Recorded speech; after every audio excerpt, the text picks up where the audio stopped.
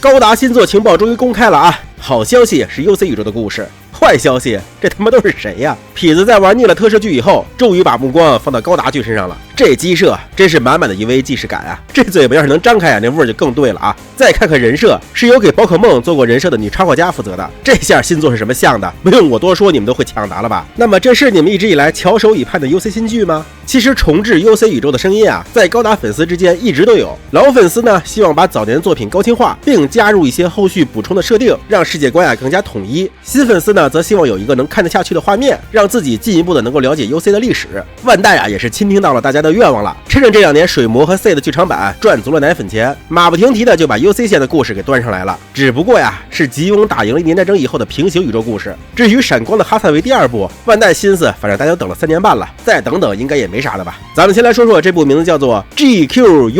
UUUUUX 的故事背景啊，在 UC 0079年1年战争期间，夏亚成功夺取了高达，破坏了危计划，并不出意外的将夺取来的高达涂成了红色。随后呢，夏亚驾驶着爱机，在最终战阶段，由于精神感应框架引发了一系列的事故，导致半个所罗门要塞直接消失，红高达与夏亚也就此下落不明。这段故事前言简单来说就是，夏亚驾驶高达引发了第一次冲击。妈的，精神感应框架这玩意儿啊，放到痞子手里边真的是如鱼得水啊！大文豪想必看了都觉得自己保守了。我已经开始期待高达通过精神感应框架真正的神格化了。本作的故事呢，发生在 UC 0085年，一名平平无奇的高中生天守让业，虽然在殖民卫星中过着和平的生活，但总有一种不真实的感觉。在邂逅了一位从事走私事业的好女孩之后，天守让业一边嘴里念叨着不能逃避不能逃避，一边驾驶着高达担任起保卫殖民卫星的使命。不好意思，拿错剧本了啊，是成为了 GQ UUUUUX 的驾驶员，参加了 MS 决斗竞技军团赛。之前水魔播出的时候啊，大家都说啊，就知道搞拉拉，还整什么学院竞技，就不该挂上高达的名号。这下好了，不但继续女组合，继续竞技，这还是 UC 宇宙啊！你说这万代得是对水魔的形式是有多喜欢呀？你看连这个回眸的镜头啊都如出一辙，难道水魔就是万代一直以来寻找的子共向高达终极答案吗？想想从高达 ZZ 开始，万代几乎每一部都有拓展孩子市场这个 KPI 在。说白了啊，初中生、高中生爱看的高达才是万代想要拍的高达。至于老粉丝嘛，要么自适应一下，要么看看像哈萨维啊、GTO 啊这样的剧，喝个水饱就行了。话说回来啊，这个故事讲的是吉翁胜利以后的宇宙。他吉连不是打算在战争胜利以后对人类展开大规模优化吗？就是把所谓的劣质人类给优化掉，只留下优秀人类的基因进行传承。难道这个宇宙是已经被优化以后的了？片尾的那一句我觉得呀，肯定是重要的伏笔。以痞子的风格啊，这种人类清洗计划背后的文章，他肯定会大书特书的。说实话，还有点小期待的啊。接下来看看鸡舍啊，怎么说呢？有点像EVA，有点像交响诗篇，有点像创圣的大天使，他就是不怎么像高达。我记得看到这个鸡舍时呢，群里边有人说，当初铁血那会儿，你们就是说长得太奇怪了，结果巴巴托斯还不是卖的飞起，还成了部分国模厂的老祖宗机体。其实要我说啊，从00开始，高达机体的设计就已经是越来越独特了，岛 A 除外啊，因为00之前的高达都是以大和原邦男老师为主设计的。有的人说啊，原邦男老师的原画其实一般，都是动画制作组美化以及后续模型不断美型出来的。最典型的呀，就是说 C 的机设灵魂是种田制还是叫重田制啊？我觉得这个事儿吧，最后动画和模型展现出来的美型是一方面，更重要的呀是机体机械设计语言。原邦男老师可以说是在灵活性、厚重感与机械感之间找到了一个非常好的平衡点。而且最主要的是呢，他笔下的高达呀，并不是追求那种典型的未来科幻风，更多的呢是一种以近现代机械结构为基础，辅以看起来比较合理的外甲构造，使得机体看起来呢有一定的合理性为首要目标。相对简洁、干练、一体性极强的外观，让人至少觉得这个东西确实是个挺抗揍的战争机器。00之后的机体呢，虽然有走科幻风的，有走废土风的，但基本上还是一眼就能看出是高达的影子的。而这次的 GQ UUUUUX 高达变化真的有点太大了。不过有一说一啊，如果这台机体的模型能把身上这些小分色全都给做成镂空分色，那我恐怕当场就得颅内高潮了啊，直接买爆。就像高达 EX 一样，你乍一看觉得不咋样，但却意外的非常适合模型化。万代的这个思路啊，我觉得还是挺正确的。不过呢，这个 GQ UUUUUX 高达我还算是能接受吧。可是这个红高达就真的是就有点难接受了啊！尤其是这嘴巴，我怎么总感觉它一没电就能张开的样子？还有这浮游炮，我的妈！不说我都以为是哪个小学生把埃尔美斯号的浮游炮放大了以后挂上去的，甚至有点克苏鲁的感觉了都。最后说说人设吧，好像也没什么好说的啊，就是这驾驶服啊，真心有点出戏啊，头顶一个针织帽，身穿一身 EV 驾驶服，真的好怪，让我再看一眼。总之呢，难得的 UC 宇宙番剧还是吉翁获胜的伊芙线剧情。说实话啊，我还是挺期待的。等片子开播了，咱们再开个视频细聊吧。好了，今天视频这么多，希望多多点赞支持，我们下期再见。为什么说高达 C 的世界永远不会迎来和平？首先，咱们把刷因为万代想赚钱的小伙伴插出去哈。本期视频咱们只讨论剧中的设定，不考虑那些肮脏的大人思维啊。其实关于 C 的宇宙该如何迎来和平，早在高达 C 的第2季完结时，就有很多人吐槽，这感觉打来打去，自然人与调整者之间的矛盾并没有得到解决，跟第1季一样，两边打累了签个条约缓缓而已。观星者播出时，很多人猜测，在下一部剧场版中，人类内部的战争肯定要结束了，鲸鱼翅膀所寓意的外星文明估计要来了。结果啊，就是万代拿着做 C 的赚来的钱，去做了日本动画界第1部以高清规格放送的作品《高达00》。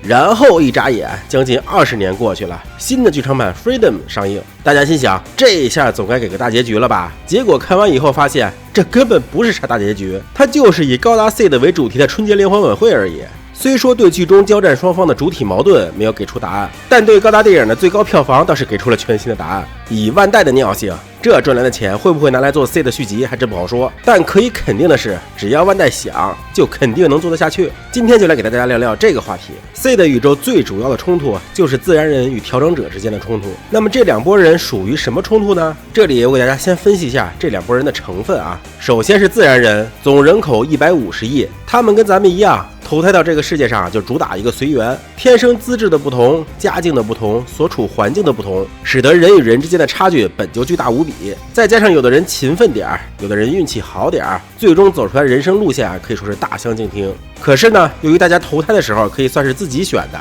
所以很多人还能安慰自己，哎呀，人家确实聪明，哎呀，人家确实努力，哎呀，人家确实有实力。这时如果突然有人告诉你，其实那些人上人都是上一辈花钱把他们创造成这样的，人家就是个懒癌，学习成绩也比你好，身体素质也比你强，不但如此，你辛苦打拼一辈子，攒钱输给自己孩子也给整个调整者，最多也就调整成一个捧哏的，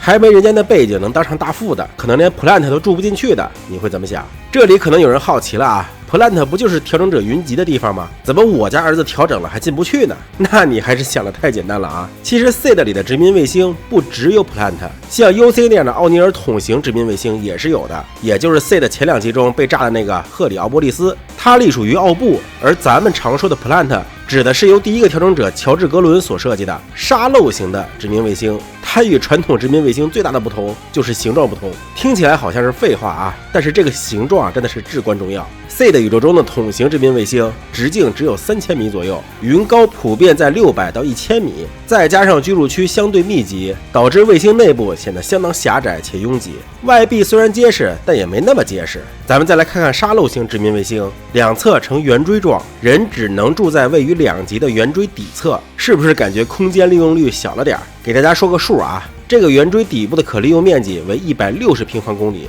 相当于是北京3环内的大小。这里大家可以看一下北京3环内大概是有多大啊？就这么大点地方，还有70%是水域，岛中的陆地上还铺满了植被。可是啊，它每个沙漏型殖民卫星只计划容纳约50万的居民，这对比桶型殖民卫星人均居住面积可以说是非常大了。同时呢，他们还享受着10千米高的天空、拟真的风、海流与温度变化，而且人家殖民卫星的外壁还可以自我修复、自我调节阳光渗透率，防御力也是相当的强，2代机都要打很久，懂了吧各位？它虽然大小是对标了北京3环内，但生活环境主打一个高端大气上档次。就这么比喻吧，桶型殖民卫星就相当于是人口密集的工业城市，而沙漏型的殖民卫星相当于是高端别墅区，里边住的人也是天差地别的。所以说能够住进 Plant 的人，那都是有钱有势大家族出来的调整者，不但调整水平普遍很高，人家家底儿本来也厚。你再想想，Plant 那6000万的人口，经济体量却与150亿人口的地球相同，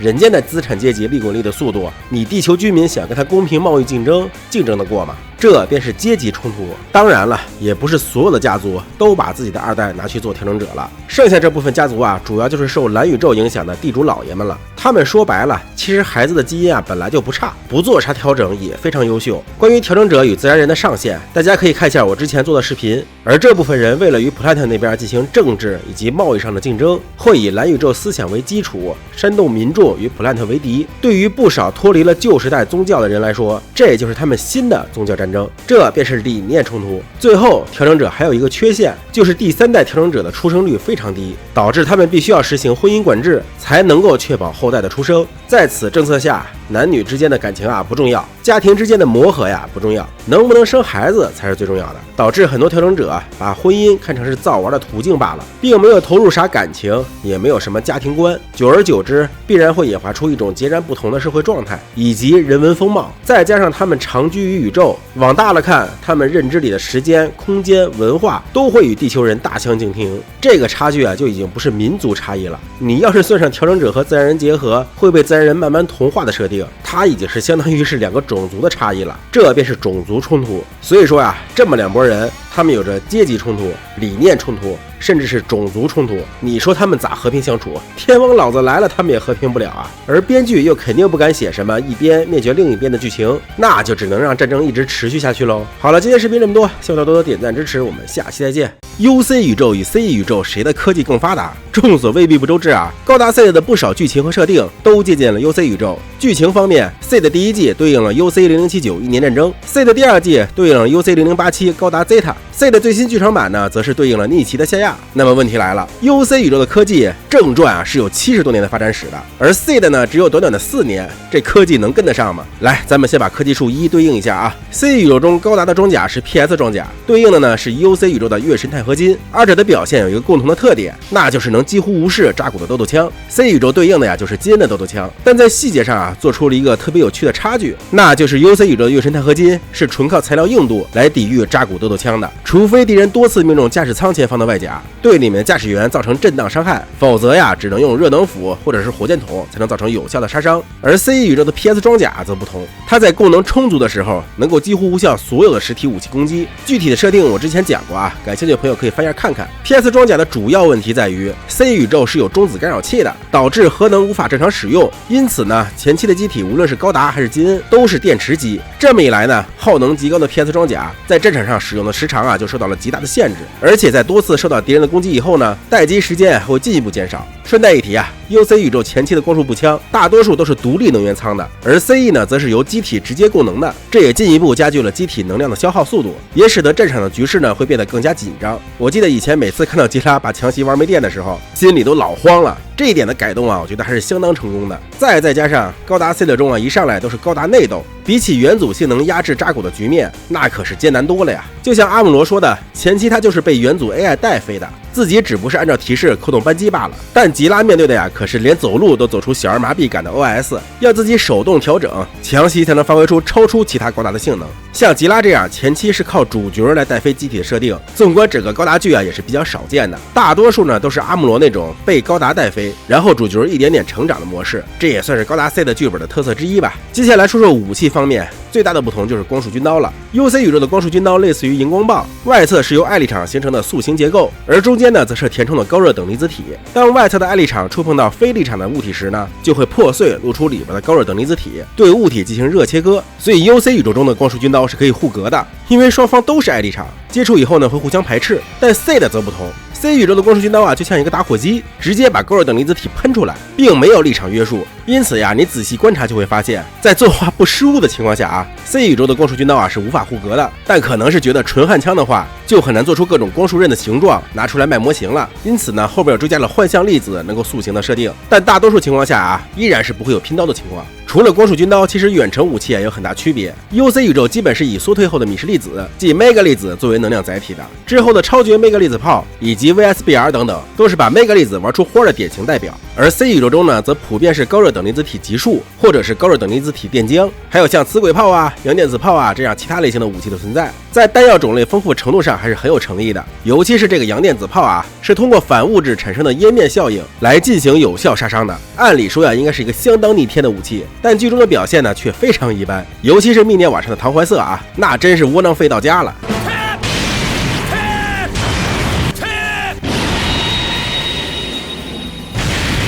可以说 UC 虽然主武器种类单一，但研究的透彻，花样也更多。C 宇宙虽然种类丰富，但每种呀都像是浅尝辄止的感觉。再来看看光束盾啊，UC 宇宙的光束盾表现形式都大差不差，基本呀都是光束军刀平铺展开以后的原理，挨了一场防光束，高热等离子体消融实弹。而 C 宇宙的光束盾最早的雏形啊是王八要塞的那个立场盾，可以靠立场斥力摧毁一切打过来的物理或是能量攻击。后面呢还发展出了对阳电子炮特效的光束盾，以及 MS 搭载用的小型光束盾，且基本都具有一定的物理和能量双免疫的效果。MS 物理免疫效果可能差一点啊，那还可以在里边搭配一个物理盾，弥补这方面的短板。所以说光束盾方面还是 C 宇宙更胜一筹。接下来啊，对比一下大气圈内飞行的科技。UC 早期的机体啊都是不能飞的，大气圈内空战是需要辅助踏板来实现的。UC 正传中呢，从0079到0087花了8年的时间，才出现了能够在大气圈内独立飞行的机体，而且呀还是要你 MA 形态才能够稳定飞行。MS 形态啊，只有拜亚兰这种极简风的窜天猴，基本上啊就是火箭上面绑了一个简陋的四肢，空战能力还是非常有限的。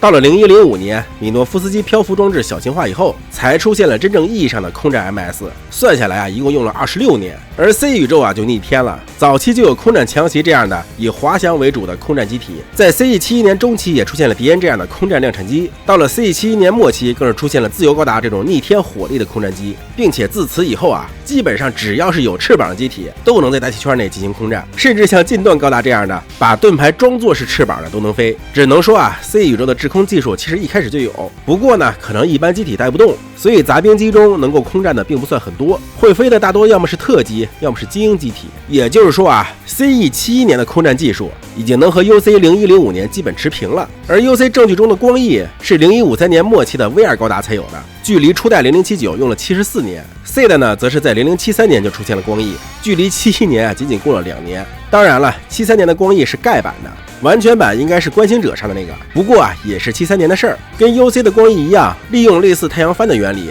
可以让机体加速到接近光速的速度。不过 UC 的光翼是明确说了加速到80%光速，而 CE 呢，我是没有看到详细的数据啊。最后再来说一说其他的一些技术吧，像变形相关的技术 ，UC 宇宙也是铺垫了各种骨架设计以及磁附膜的应用以后，才在0087年研发出标准高度的可变形机。而 CE 宇宙呢，则是在73年一股脑的就出现一堆可变形 MS。至于战场替换部件的技术 ，UC 也是0153年的 V 高达才把这个技术完善 ，CE 呢，则是73年就可以自由替换了。要说最能拉开技术差距的，其实啊是浮游炮与龙骑兵。浮游炮是以赛可缪系统为基础，借由精神感应框架，以米氏粒子为通信媒介进行操控的；而龙骑兵呢，是以神经系统为基础，在 AI 的辅助下，以幻象粒子为通信媒介进行操控的。二者原理看起来是不是差不多呀？但差就差在这个精神感应框架上面了，因为这玩意儿在0096年的插叙故事中给弄成神棍发生器了，这直接从斗科技变成斗法。C 宇宙是真的是插不上话了，毕竟呀，就算是剧场版中表现夸张的非凡强字，在设定中呢，也不过是科技上的突破，跟神棍呢还是比不了一点的。那么咱们来总结一下吧。材料学方面 ，UC 是月神钛合金走实打实的提升，而 C 宇宙呢，则是利用超导体装甲集合各种科技来提高装甲值的。更何况啊，在能量充足的情况下，片子装甲连光束武器都能无效化，还是科技含量更高一些的。武器方面，简简单单的米氏粒子加爱立场的组合，在米诺夫斯基物理学的加持下，却能不断改进武器的性能，尤其是 V18啊，可以说是无坚不摧。而 CE 虽然武器种类众多，但都存在对应的防御手段，就显得差点火候了。不过反过来说啊，C 宇宙无论是反光束涂层，还是八支镜，或者是光束盾，表现的都过于逆天了，也确实比 UC 的防御体系更全面。当然了，咱们主要讨论的还是 TV 剧中的表现啊。SF 剧场版中的非凡强字头炮，确确实实被形容为是无法防御的武器，而像是变形结构啊、推进器技术啊，CE 都是跳过了发展过程，直接出现现成科技。只能说呢，研发周期确实是逆天的短啊，但性能上呢，看不出与 UC 宇宙有什么差距。真正拉开差距的，还得是咱精神感应框架啊，确切的说是独角兽中的精神感应框架。要是没有独角兽，感觉 CE 总体科技是略压 UC 一头的。OK， 说到这儿我就不能继续说了啊，咱们点到为止啊。好了，今天视频这么多，希望大家多多点赞支持，我们下期再见。